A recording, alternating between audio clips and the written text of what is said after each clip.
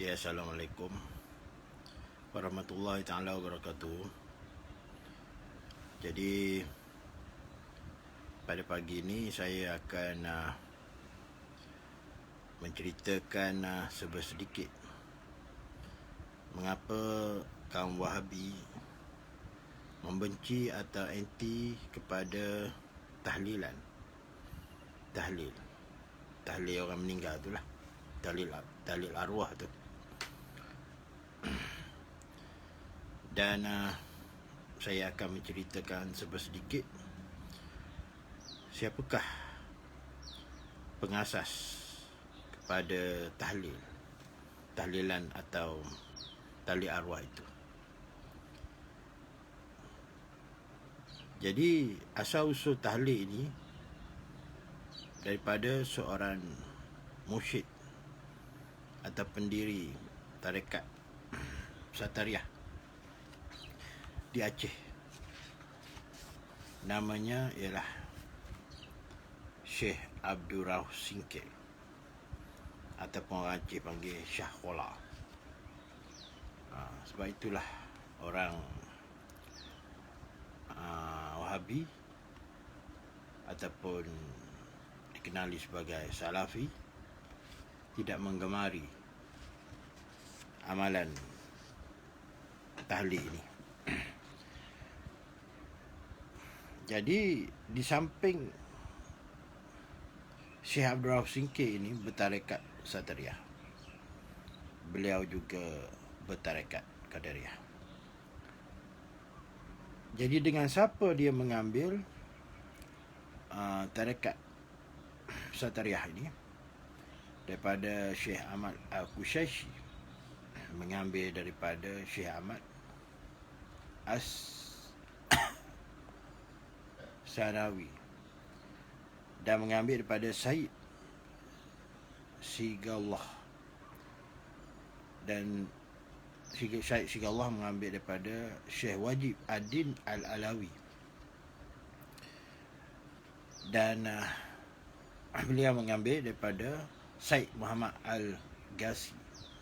Al-Gusi. Kemudian menerima daripada Syekh Haji Hudri, manakala beliau mengambil bai'ah dengan Syekh Hidayah Allah Az-Zamasti, dan menerima bai'ah daripada Al-Iman Qad Al-Satiri, manakala Al-Iman Qad Al-Satiri menerima bai'ah daripada Syekh Abdullah Al-Syatari.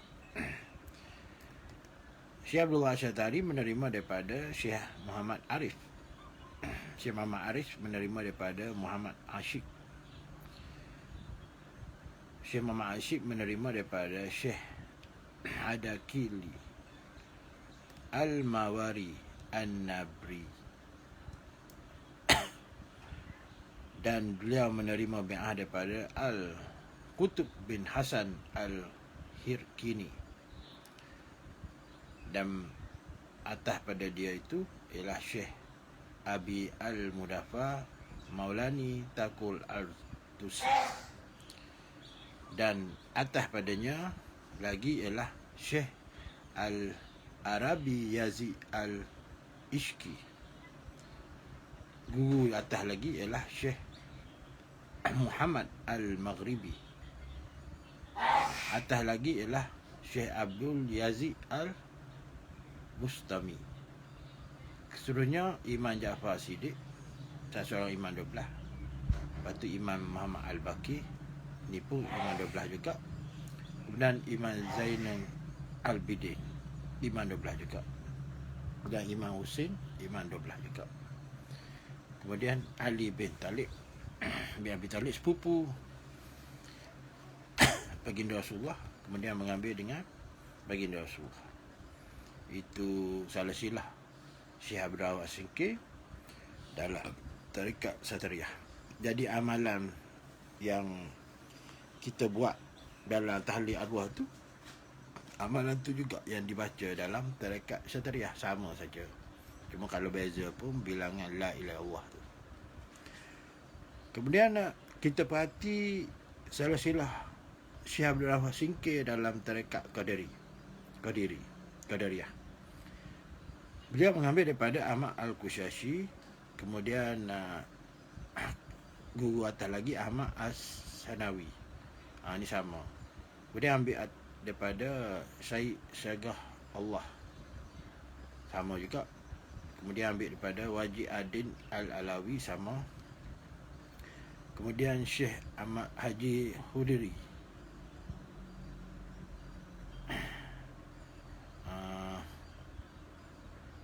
sebelum tu ialah Syed Muhammad Al-Ghaus, yang ni sama ni. Syekh Hidayah Allah As-Samasti, sama juga dengan tadi, tarekat tadi. Qadir Al-Qadir, ni lah yang sini. Jadi Syekh Hudi Allah As-Samasti ni, dia ada dua tarekat. Pertama Satariyah, kedua Qadiri. Beliau ambil dengan Qadir Al-Qadir, kemudian Syekh Abdul Wahab Al-Qadir, kemudian atas lagi Syekh Abdul Rauf Al-Qadiri. Kemudian dia menerima bai'ah daripada Syekh Abdul Al-Ghaffar As-Siddiq.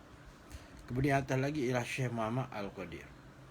Kemudian dia menerima bai'ah daripada Syekh Ali Al-Husaini, keturunan Sayyidina Husain. Kemudian atas lagi ialah Syekh Ja'far bin Ahmad Al-Husaini. Atas lagi Syekh Abdullah Al-Qadiri. Kemudian Syekh Abdul Razak Al-Qadiri. Kemudian Syekh atas lagi ialah Syekh Muhyiddin Abdul Al-Qadir Al-Jalani. Syekh Muhyiddin Abdul Qadir Al-Jalani. Asal usul tarekat Qadariyah daripada Sultan Auliya lah, Syekh Abdul Qadir Al-Jalani. Kemudian atas lagi ialah Iman Ali Sa'id Al-Mubarak bin Ali bin Al-Husaini. Kemudian atas lagi ialah Syekh Abi Al-Hasan Ali bin Ahmad. Kemudian atas lagi ialah Abi Al-Far Muhammad bin Abdullah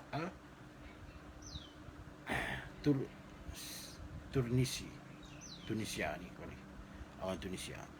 Kemudian Abi Al-Fadil Abdul Al-Walid bin Abdul Al-Aziz Al-Tamimi.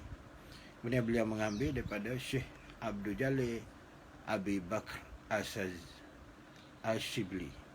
Kemudian dia ambil daripada Abu Qasim Al-Junaid Al-Baghdadi, anak kepada Syekh Junaid. Kemudian Abdul Qasim Al-Junaid Al-Baghdadi ni ambil dengan Siri As-Sakati. Kemudian dia mengambil daripada Ma'ruf Al-Khalqi. Kemudian Imam Ali bin Musa Ar-Ridha. Kemudian Imam Ali ambil dengan Abu Musa Al-Qasimi. Kemudian ambil dengan Imam Ja'far Siddiq. Imam Ja'far Siddiq ni Imam 12 lah. Kemudian Imam Muhammad Al-Baqir, lepas tu Imam Zainal Abidin, Imam Husain, Sayyidina Ali, kemudian baginda Rasulullah. Jadi peringkat akhir dan mula-mula ni sama, tengah tu lain. Jadi saya rujuk pada ni, buku ni Wahdatul Wujud, Tanbih Al-Mahshi, kasus Abdul Rahman Singkir di Aceh abad 17 oleh Uman Fatur Rahman. Penerbit dia Ekol Franchise di Extreme Orient Center di Jakarta, penerbit Mizan, pada tahun 1999. Kata pengantar oleh Profesor Dr. Al-Zumaidi Azra, Rektor Jain, Jakarta Universiti lah. Jadi kita baca dia punya sinopsis belakang buku ni. Abdul Rahman Singkir hidup pada tahun 1615 hingga 1693. Adalah ulama besar sufi. Seorang Melayu dari Fansu Singkir di wilayah pantai barat laut Aceh. Selama 19 tahun Abdul Rahman belajar agama di tanah Arab. Di Madinah, Abdul Rahman belajar ilmu-ilmu batin kepada Ahmad Al-Qushashi. Ajaran-ajaran Ahmad Al-Qushashi inilah yang kemudian amat berpengaruh bagi pemikiran tasawuf Abdul Rahman Selanjutnya, meskipun begitu, Abdul Rauf dikenali sebagai ulama yang menguasai pelbagai bidang ilmu agama dan telah menghasilkan banyak karya yang mencakupi bidang fiqh, hadis, tasawuf, tafsir Al-Quran dan ilmu-ilmu agama lain. Ada sekitar 36 buku dalam pelbagai bidang ilmu keislaman yang telah ditulisnya. Tanbih Al-Mashi merupakan salah satu karya tasawuf Abdul Rauf. Di antara 20-an lebih karyanya di bidang ini, kajian atas naskah Tanbih Al-Mashi yang dilakukan oleh Oman dalam buku ini. Demikian komentar Profesor Dr. Al-Zumardi Azra, semakin memperkuat keyakinan atas kepakaran Abdul Rauf Singkil, khususnya sebagai ulama sufi. Apalagi dalam kajiannya, Oman membuktikan bahawa Abdul Rauf Singkil adalah sosok ulama yang peduli terhadap kondisi sosiopolitik yang terjadi pada masanya di sekitarnya, sekaligus juga bijak dalam menyingkapnya. Jadi kita nak baca sedikit birata lah. Kalau nak baca habis butir buku ni atau cukup masa. Jadi kita pergi pada muka surat 25.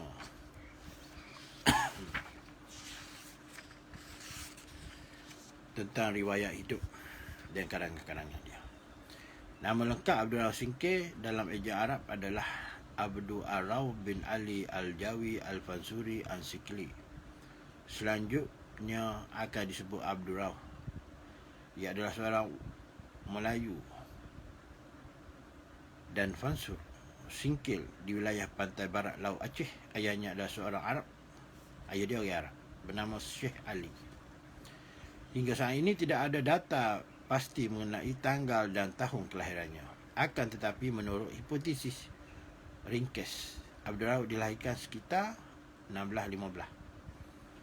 Kajian ringkes pada 1909, halaman 25 hingga 26. Ringkes mendasar dugaannya telah menghitung mundur dari saat kembalinya Abdul Rauf dari tanah Arab ke Aceh pada 1661. Menurutnya, usia wajar seorang mula berkelana adalah 25 hingga 30. Dia ambil pedoman itulah. Usia orang mengembara ni sekitar tahun 25 hingga 30. Sebelum tu orang tu tak mati lagi lah untuk berlayar. Sedangkan dari data yang ada, Abdul Rauf Singkil jelas tinggal di tanah Arab selama 19 tahun. Rujukan Ronke pada 1914 halaman 310. Oleh kerananya ringkes menyarankan tahun 1615 tersebut sebagai perkiraan. Dan dalam perkembangannya, penentuan tahun oleh ringkes ini menjadi pegangan sebagian besar ahli tentang Abdul Rauf. Lihat Azra pada terbitan 1995 muka surat 189. Ni tesis di Pekat Universiti ni saya baca ni. Abdul Rauf wafat, maknanya meninggal pada 1693 dan dimakamkan di samping makam Tengku Anjung yang dianggap paling keramat di Aceh dekat Kuala Sungai Aceh. Yang awak nampak satu makam yang tidak terusik oleh tsunami itu ialah makam Abdul Rauf Singkil lah, di selain masjid Baitur Rahman. Tapi ada cerita dia lah sebalik tsunami itu kenal dengan Abdul Rauf Singkil. Tak apa, saya baca dulu. Oleh kerana itulah di Aceh dikenal dengan sebutan Teku di Kuala. Lihat Senok Hageronje jilid 2 tahun 1997 halaman 3 pula.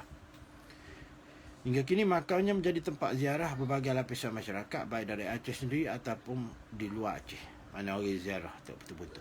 Berkat kemasyhurannya, nama Abdul Rauf diabadikan menjadi nama sebuah perguruan tinggi di Aceh, iaitu Universitas Shah Kuala. Syiah Kuala ditulis. Seperti halnya ulama besar sufi yang lain, Abdul Rauf banyak dihubungkan dengan berbagai legenda. Antara lain, ia dianggap sebagai ulama pertama yang mengislamkan Aceh. Dipercayai ulama pertama yang mengislamkan Aceh. Meskipun Islam sudah ada di sana beberapa waktu sebelumnya, legenda lain menyebutkan bahawa Abdul Rauf lah yang berhasil mengisahkan para pelacur penghuni rumah bordil yang konon dibuka oleh Hamzah Fansuri di ibu kota Aceh. rujuk PAN 1993 jilid 2 muka surat 67. Lihat juga Hagronje 1997 jilid 2 muka surat 16. Berbagai legenda tersebut tentu saja tidak selalu sesuai dengan fakta sejarah, namun setidaknya hal ini menunjukkan kemasyhuran dan peranan Abdul Rauf sebagai seorang ulama dan pendakwah di Aceh. Menurut Hasjimi, nenek moyang Abdul Rauf berasal dari Persia. Persia ni Iran. Ia datang ke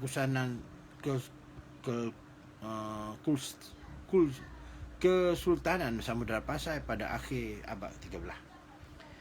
Mereka kemudian menetap di Fansur, yakni Barus, di sebuah kota pelabuhan tua yang penting di pantai Sumatera Barat. Sedangkan ayah Abdul Rauf, sekali lagi menurut Hasjimi, adalah kakak dari Hamzah Fansuri, seorang tokoh tasawuf di Aceh yang menyebarkan ajaran wujudiyah.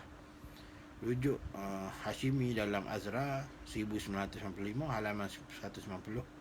Azra sendiri yang mengutip keterangan tersebut meragukan keterangan Hashimi bahawa Abdul Rauf adalah benar-benar keponakan Hamzah Fansuri sebab tidak ditemukan adanya sumber lain yang mendukung pernyataannya, meskipun Azra menduga bahawa Abdul Rauf memang mempunyai semacam hubungan keluarga dengan Hamzah Fansuri, sebab dalam beberapa karyanya nama Abdul Rauf diikuti dengan pernyataan yang berbangsa Hamzah Fansuri. Lihatlah Azra pada 1995 halaman 90. Dugaan Azra ini sebenarnya masih dapat dipertanyakan, terutama jika memperhatikan keterangan Wurhubo bahawa pernyataan yang berbangsa Hamzah Fansuri atau dalam naskah Jawa ditulis dalam Kan Abansa Syekh Hamzah Fansuri di akhir nama Abdul Rauf itu tidak untuk menunjukkan adanya hubungan langsung Abdul Rauf dengan penyair mistik itu, baik hubungan keluarga maupun hubungan guru murid, melainkan kerana Fansur yang merupakan sebuah kota dagang di sebelah barat Sumatera pada masa dulu itu harus diartikan sebagai penamaan untuk seluruh pantai barat Sumatera. Oleh kerana kendati bukan berasal dari Barus, Abdul Rauf dapat disebut sebagai berbangsa Fansuri kerana berasal daripada Singkel yang termasuk wilayah barat Sumatera. Kemudian di kalangan para pengikut mistik yang mula digemari umum, kata Fansuri itu menjadi terkenal kerana dihubungkan dengan nama Hamzah Fansuri, dan kerana pernyataan yang berbangsa Fansuri berubah menjadi yang berbangsa Fansuri. Rujuk Wurhubo 1952 muka surat 88. Lihat juga Hagronje jilid 2 1997 muka surat 15. Mengenai latar belakang pendidikannya, tampaknya Abdul Rauf kecil telah belajar agama di tanah kelahirannya semasa kecil ni, baik dari ayahnya sendiri maupun dari para ulama setempat lainnya. Hingga pada sekitar tahun 1942 ia mengembara untuk menambah pengetahuan agama di tanah Arab. Rujuk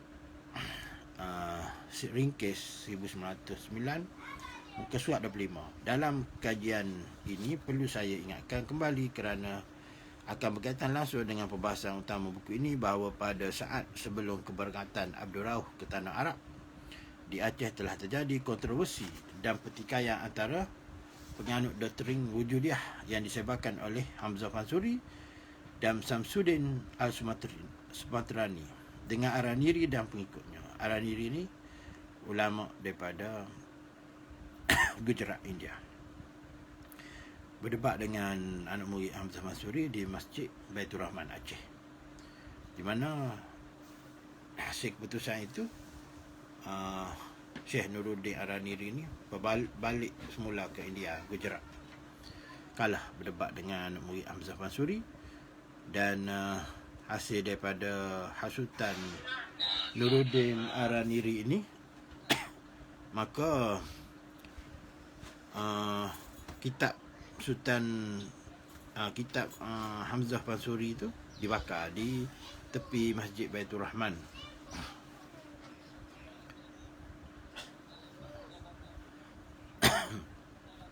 Dengan demikian dapat dipastikan bahawa Abdul Rauf mengetahui secara persis adanya kontroversi yang mengakibatkan terjadi penganiayaan kepada para pengikut Doktrin Wujudiah dan pembakaran buku-buku karangan Hamzah Fansuri tersebut. Ini saya cerita tadi.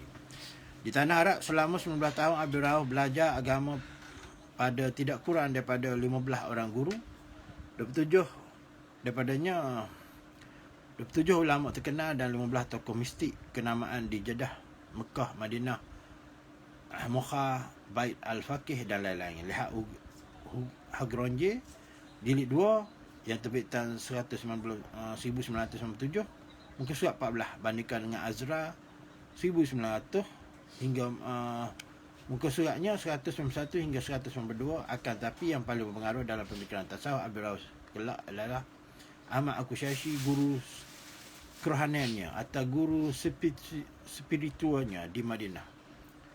Dari Al-Qushairi, Abdul Rauf mempelajari apa yang dinamakan ilmu-ilmu batin, iaitu tasawuf dan ilmu-ilmu terkait lainnya sampai ia mendapatkan ijazah untuk menjadi khalifah dalam tarekat Satariyah dan Qadariyah.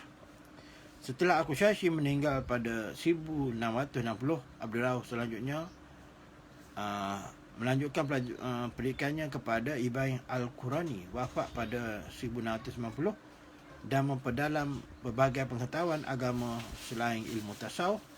Dengan bekal pengetahuannya ini, Abdul Rauf menjadi seorang ulama yang mumpuni baik dalam ilmu-ilmu batin, yakni tasawuf, maupun ilmu-ilmu lahir seperti tafsir, fikih, hadis dan lain-lain.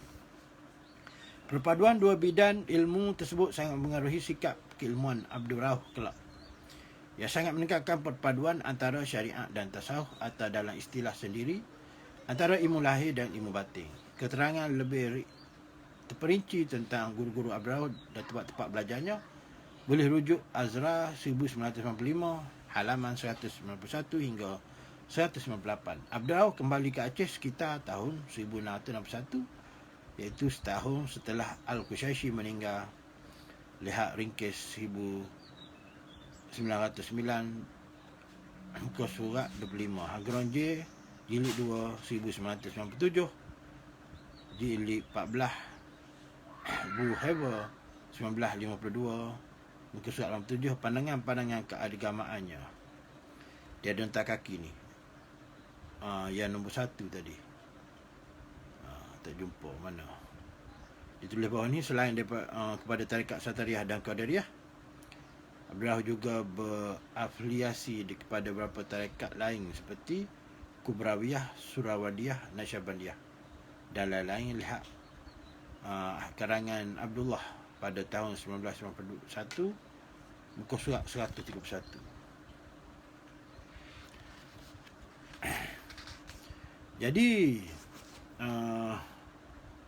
pandangan-pandangan keagamannya segera dapat merebut hati Sultanah Safiyuddin yang saat itu masih merentah Kesultanan Aceh pada 1645 hingga 1675 dan kemudian mengangkatnya sebagai Qadi Malik Al-Adil atau mufti bertanggungjawab kepada administrasi atau pentadbiran masalah-masalah keagamaan.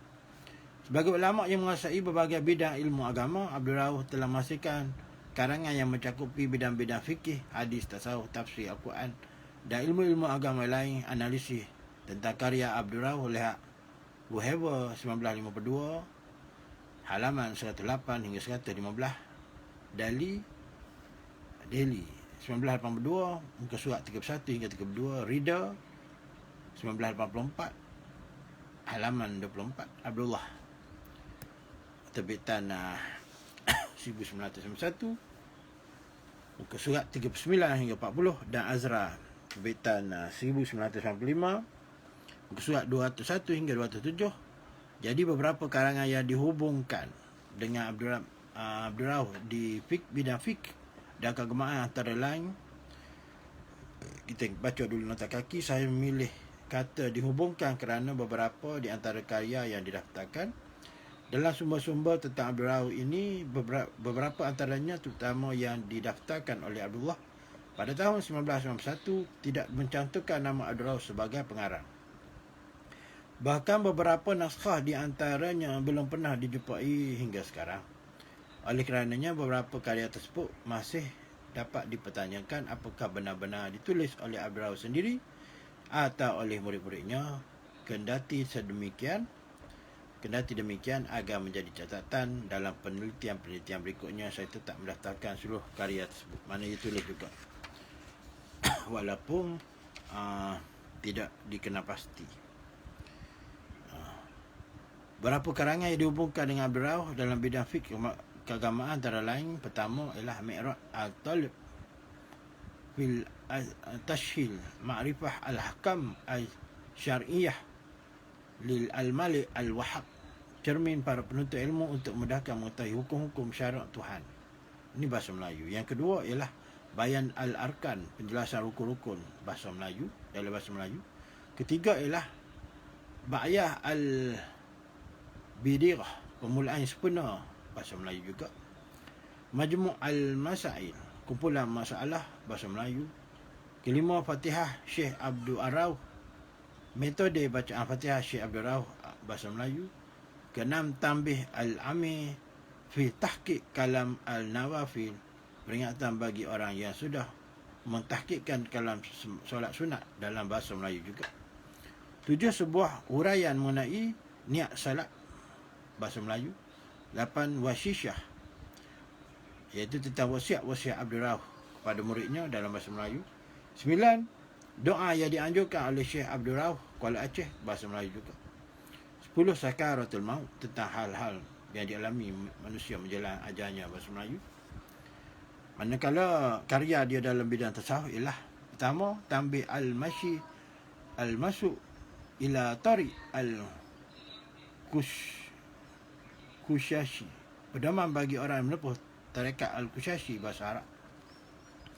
Kedua, Undah al-Mutajin ila Suluk Maslak al-Mufarridin, pijakan bagi orang-orang yang menempuh jalan tasawuf. Dan ini dalam bahasa Melayu. Ketiga, Sulan al-Mustafin, tangga setiap orang yang mencari faedah, dalam bahasa Melayu. 4, piagam tentang zikir, dalam bahasa Melayu. Kelima, Kifiyah al-Muhafin ila Mashrab al-Mufahidin al-Qailin bil Wahdah al-Wujud, bekal bagi orang yang membutuhkan minuman ahli tauhid penganut wahdatul wujud, bahasa Melayu. 6, Bayan asma al-masai wal sifat al-wajibah lil Rabb al-ar wal al-samawat, penjelasan tentang masa-masa tersembunyi dan sifat-sifat wajib bagi Tuhan, penguasa langit dan bumi, juga dalam bahasa Melayu. Bayan tajalli, penjelasan tajalli, bahasa Melayu.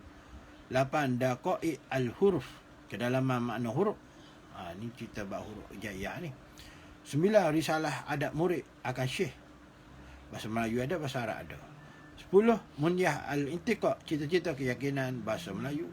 11, Bayan al-Itlaq, penjelasan makna istilah itlaq, dalam bahasa Melayu. Ke-12, Risalah Ayan Sabitah, penjelasan ayat sabitah, dalam bahasa Melayu. 13, Risalah Jalan Ma'rifatullah, karangan tentang jalan menuju makrifat, kepada bahasa Melayu. 14, Risalah Mustasarah fil Bayan Syuru' al-Syekh wal al-Murid, karangan ringkas tentang syarat-syarat guru dan murid, dalam bahasa Arab pada, bahasa Melayu pada. 15, faedah yang tersebut dalam kafiah mengucap zikir la ilaha illallah, dalam bahasa Melayu. Ke-16, Syair Makrifat, dalam bahasa Melayu. 17, Otak Ilmu Tasawuf, dalam bahasa Melayu. 18, Undah al-Asab, pohon segala nasab, bahasa Melayu. 19, Idah al-Bayan fil tahqiq masail al-adyan, penjelasan dalam menyatakan masalah agama, bahasa Melayu.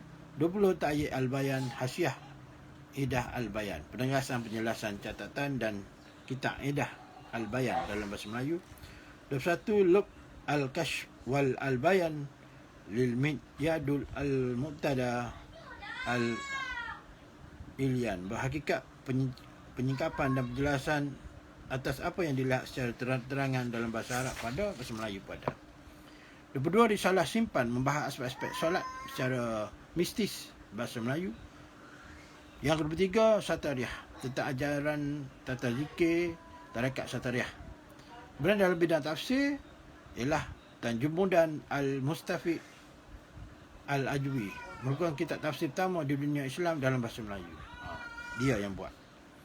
Maknanya alim ni Abdul Rahaf Singkir ni. Dalam bidah hadis, Syarah Latih Al-Arba'in Hadisan Al-Imam An-Nawawi, penjelasan terperinci dalam kitab Hadis 40 karangan Imam Nawawi dalam bahasa Melayu. Yang kedua, Al-Mawis Al-Badi'ah, petuah berharga. Jadi menarik untuk dicatat bahawa antara karya-karya Abdul Rahaf yang hampir keseluruhannya berbentuk prosa, terdapat satu karya dalam bentuk genre puisi, iaitu Syair Makrifat, yang salah satunya naskah disalin di Bukit Tinggi pada tahun 1859. Iskandar dalam Brangiski pada tahun 1998, muka surat 491. Syair ini mengemukakan tentang 4 komponen agama Islam, iaitu iman, Islam, tauhid, makrifat, serta tentang makrifat sebagai pengetahuan sufi yang memahkotai 4 komponen itu. Syair ini juga menegaskan bahawa 4 komponen agama inilah yang menentukan seorang disebut sebagai insan kesempurnaan. Baginda Rasulullah itulah. Jadi kita hendak mencontohi baginda Rasulullah. Menurut Brangiski, data di atas menunjukkan bahawa Abdul Rahaf dapat dianggap sebagai penerus yang sungguhnya dari tradisi penulisan syair religius mistik yang sebelumnya telah dirintis oleh Hamzah Pansuri. Kesimpulan Brangiski ini cukup menarik kerana ternyata ia tidak menunjukkan Araniri sebagai penerus tradisi tersebut, meskipun dalam Bustan Al-Salatin misalnya, Araniri banyak mengungkapkan baik-baik syair. Lihat Brangiski pada tahun 1998, muka surat 491. Jadi Tajmudan Al-Mustafiq yang menunjukkan kepakaran Abdul Rahaf sebagai mufassir, ahli tafsir, sejak lama telah mendapat perhatian khusus dari para sarjana komentar paling mutaakhir tentang tafsir ini. Lihat Jones pada tahun 1996. Jadi apa kaitan Syekh Abdul Rahaf Singkir dengan tsunami? Jadi malam sebelum 25, tentera Indonesia telah mengadakan satu pesta dan ada minum-minuman keras. Lalu seorang tua telah melarang mereka daripada berbuat maksiat. Maka telah ditamparnya orang tua itu setelah dilarang sebanyak 3 kali. Maka orang tua itu berkata, besok akan berlaku suatu perkara yang luar biasa atau aneh akibat daripada perbuatan biadab tentera Indonesia. Mengapa tentera Indonesia ada di situ? Kerana mereka sedang berlawan atau bertempur dengan gerakan Aceh Merdeka Agam yang lari di sebelah bukit. Esokan tu berlaku. Maknanya banyaknya ikan-ikan dan orang di tepi pantai itu peliklah mengapa banyak ikan-ikan. Jadi mengikut orang Aceh, bahawasanya yang tentera Indonesia tampak itu ialah orang yang pemilik kepada makam yang terdekat dengan tentera Indonesia sedang berhibur itu, iaitu Shah Qola. Maknanya Abdul Rahaf Singkir dipercayai ialah orang tua yang melarang tentera Indonesia itu. Memang peristiwa ini, cerita ini tidak masuk di akal. Tapi harus diingat bahawa para wali ini tidak mati. Mereka hanya berpindah alam. Jangan kamu sangka orang-orang syahid itu yang berjuang di jalanku itu mati. Bahkan mereka hidup di situ. Sama juga dengan para wali. Para wali ruhnya tidak mati. Ruh kita juga tidak mati. Jadi alam barzahnya di mana? Di sini. Dan pada mahsyar juga di mana? Apabila ditanya oleh para sahabat, di manakah pada mahsyar ya Rasulullah? Jawab Rasulullah, di mana kamu bijak? Di situlah pada mahsyar. Jadi itulah kekeramatan selepas kematian Abdul Rauf Singkit yang berkait rapat dengan tsunami. Jadi peganglah kemah-kemah ajaran ataupun amalan orang Melayu pada zaman dahulu yang sampai sekarang ada lagi dipertahankan, iaitu tahlil arwah, tahlil orang mati. Itulah amalan tarekat Satariyah yang diasaskan oleh Syekh Abdul Rauf Singkit. Sama ada awak tahu, awak sedar atau tidak, itulah amalan yang dibenci oleh kaum-kaum kononnya Salafi ataupun sekarang ini yang kita gelar mereka Wahabi. Dan mereka tidak menjenamakan diri mereka Wahabi, tapi sekarang ialah sama seperti nama kita Ahli Sunnah wal Jamaah. Tapi harus diingat, mereka Ahli Sunnah wal Jamaah palsu yang bukan didasari oleh Asy'ariyah wa Maturidiyah, menolak sifat 20 dan menolak ilmu tasawuf, di mana tasawuf di negara kita inilah mengambil manhaj tasawuf Syekh Junaid Al-Baghdadi. Oleh itu saya sudahi dengan lapas yang mulia, wabillahi taufiq wal hidayah. Wassalamualaikum warahmatullahi taala wabarakatuh, dan kita akan jumpa lagi di lain masa, di lain waktu. Jaga diri dan jaga keluarga.